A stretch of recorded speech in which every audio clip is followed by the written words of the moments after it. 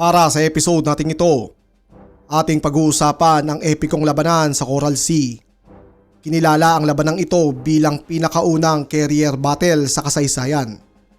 Sa labanang ito, ganap nang napalitan ng mga aircraft carrier ang mga battleship bilang pinakamalakas na barkong pandigma. Pero bago iyan, nais ko munang batiin sina Rancid Horror Story, Lucas Matthew, Inodope at Jay Santillan. Maraming salamat mga comrade sa pagsama sa ating paglalakbay sa kasaysayan. Makalipas ang patraidor na pagsalakay ng mga Japanese sa Pearl Harbor, ganap nang sumiklab ang digmaan sa Pasipiko. Mula sa kanilang madugong digmaan sa China, ibinaling ng mga Hapones ang kanilang atensyon sa Timog Pasipiko. Magkakasunod na bumagsak sa kamay ng mga Hapones ang Maynila, Singapore, Jakarta, Guam, French Indochina at iba pang mga teritoryo sa Oceania at Timog Silangang Asya. Sa pamamagitan ng pagsakop sa mga islang ito, makagagawa ng defensive perimeter ang mga Japanese kung saan umaasa silang hindi na makakapasok sa Asya ang kanilang mortal na karibal, ang mga Amerikano. Umaasa ang mga Japanese commander na kapag nasakop na nila ang lahat ng isla sa Pasipiko, mapipilitan ang mga Amerikano na abandonahin ang Asya at makipagbati na sa kanila. Noong mga unang buwan ng 1942, muntik na itong may sakatuparan ng Japanese Empire. Makalipas ang kanilang sunod-sunod na panalo sa Pacific, ang natitirang koneksyon na lamang ng United States sa mga teritoryo nito sa Timog Pasipiko ay ang Australia. Iminungkahi ng Japanese Naval Staff na sakupin ang kontinente. Gayunpaman, tumanggi dito ang Japanese Army. Ipinaliwanag ng mga ito na walang sapat na sasakyang pandagat ang Japan para idaong ang libo-libong mga Japanese sa Australia. Dinagdag pa dito na magiging sobrang hirap na padalhan ng bala, gamot at pagkain ang mga sundalong Hapones. Kapalit nito, iminungkahi ng Japanese Army ang panibagong target, ang Port Moresby ng Papua New Guinea at ang isla ng Tulagi.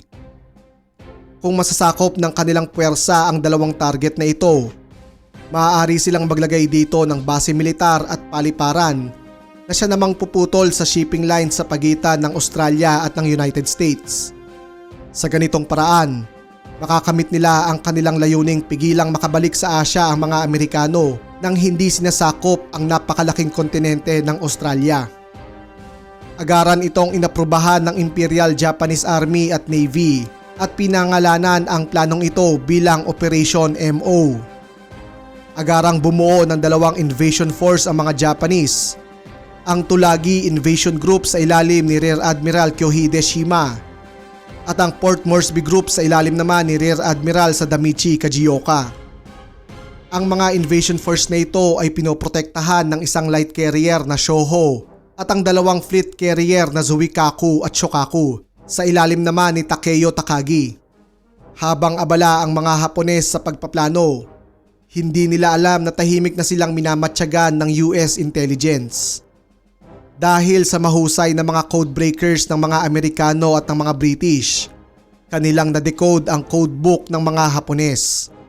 Makalipas ang mabusising pagsusuri, nalaman ng mga Amerikano ang plano ng mga Hapones, ang pagsalakay sa Port Moresby at sa Tulagi. Kinabahala ni Admiral Chester Nimitz ang planong ito ng kanyang mga kalaban.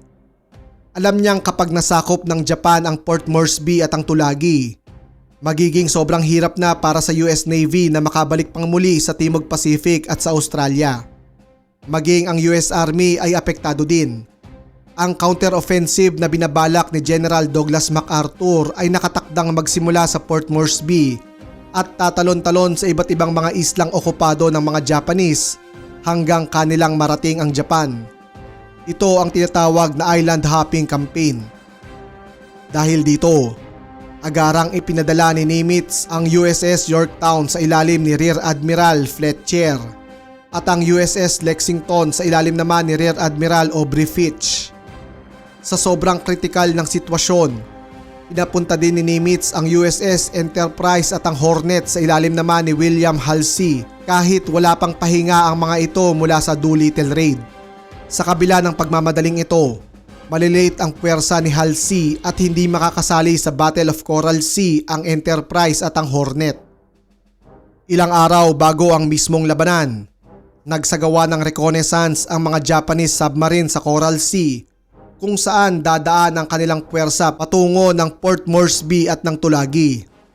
Wala silang namataang barkong US dahil dito nagbigay na sila ng hudyat na simulan na ang opensiba.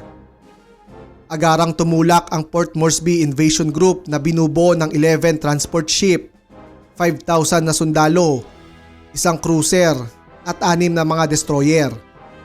Kasabay nitong lumarga ang mas maliit na Tulagi Invasion Group na mayroong 5 minesweeper ship, 2 destroyer at isang transport ship at 400 mga sundalo. Sa puntong ito ng labanan, hindi pa din alam ng mga Japanese na nabisto na ang kanilang plano. Sa kanilang pag-aakala, isang US carrier lamang ang nasa paligid. Ang hindi nila alam, 4 na US carrier ang nagmamadaling marating sila. Noong May 3, 1942, dumaong ang puwersang Japanese sa Tulagi. Sa kasamaang palad sa kanila, kadarating lang din ng USS Yorktown sa Coral Sea. Sa utos ni Fletcher, agarang sinalakay ng mga US plane ang Tulagi Invasion Group. Isang destroyer at 3 minesweeper ang kanilang mabilisang napalubog. Nasira din nila ang 4 na support ship ng mga Hapones.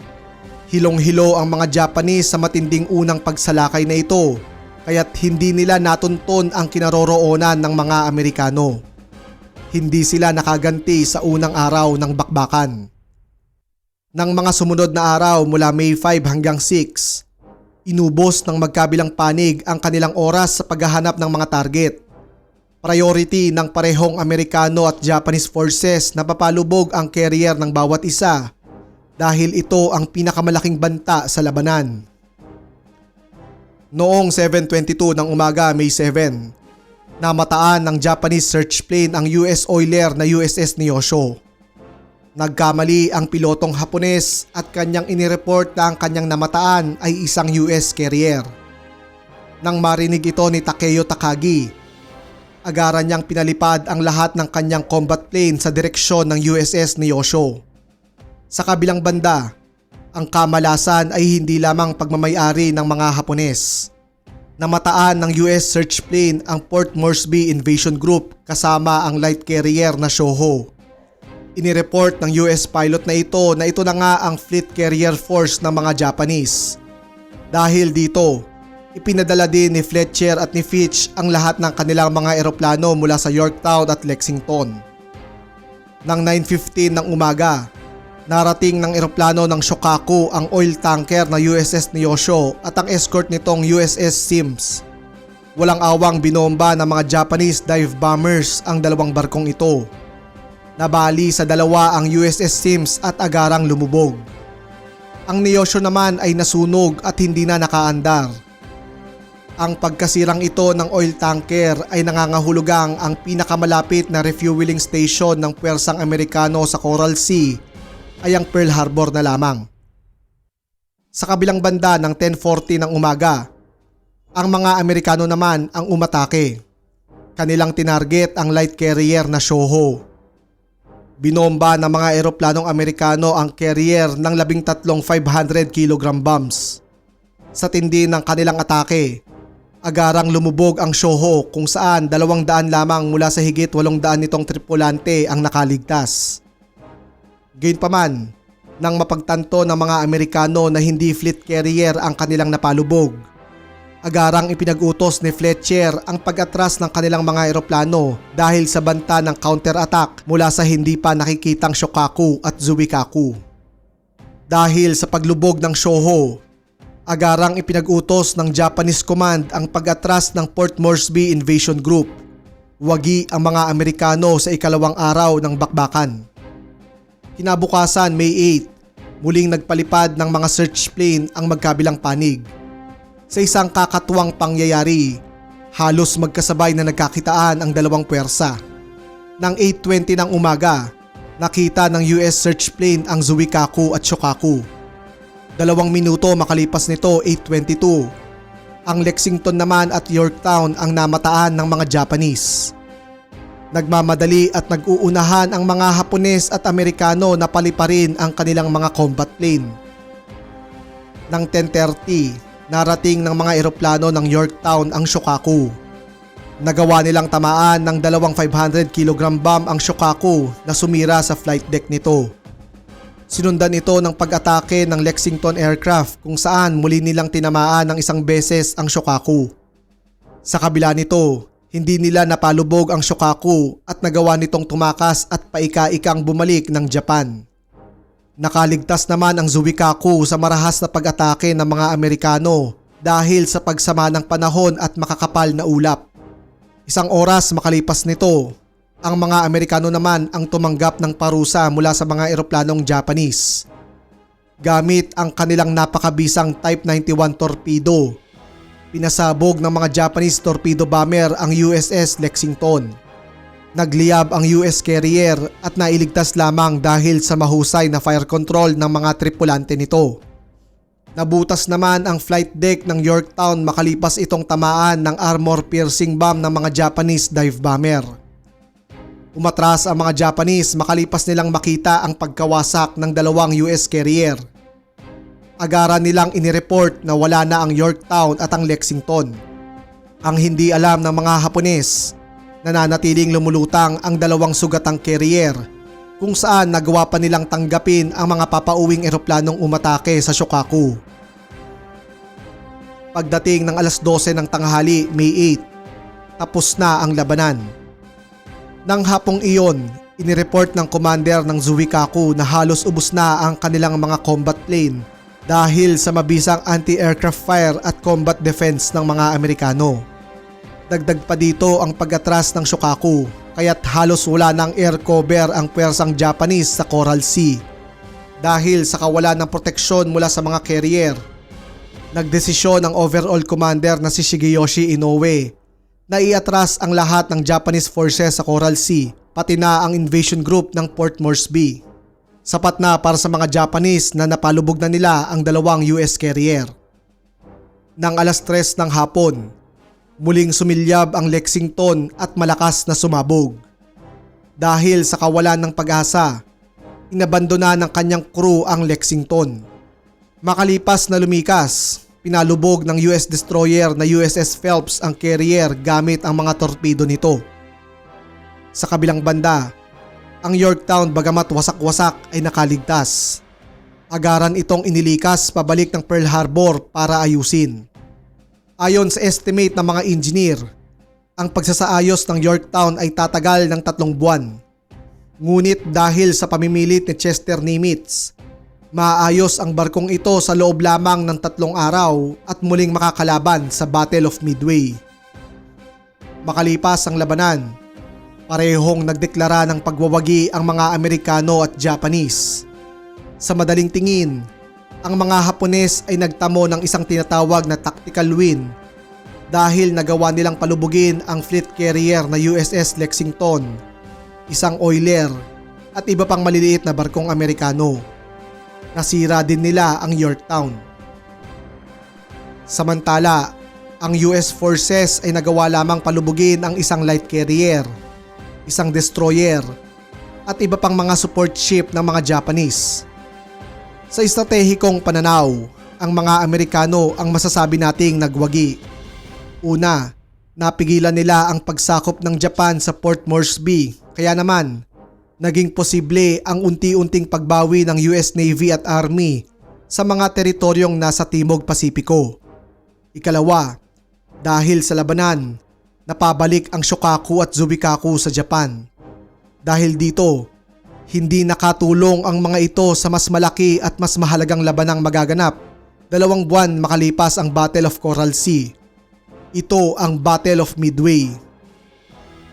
Ang Battle of Coral Sea ay nagresulta sa kamatayan ng 654 na mga Amerikano. Ang puwersang Japanese naman ay nalagasan ng 1,000 katao. Ang Battle of Coral Sea ay natatangi dahil dito unang napakilala ang bagong paraan ng digmaan sa dagat. Ito ang carrier warfare. Napalitan na nga ang battleship bilang reyna ng karagatan, kung saan hanggang sa kasalukuyan, ang mga aircraft carrier ang nananatiling simbolo ng kapangyarihan. Bukod sa mga ito, sa Battle of Coral Sea din na master ng mga Amerikano ang kanilang kakayahan sa carrier combat na kanilang gagamitin sa mga susunod na labanan. Napakarami pa nating kasaysayang pag-uusapan, kaya't siguraduhin napindot nyo na ang click. Napakarami pa nating kasaysayang pag-uusapan, kaya't siguraduhin napindot nyo na ang like and subscribe button. Muli, ako si Sir Ian at sama-sama tayong mag-aral ng kasaysayan.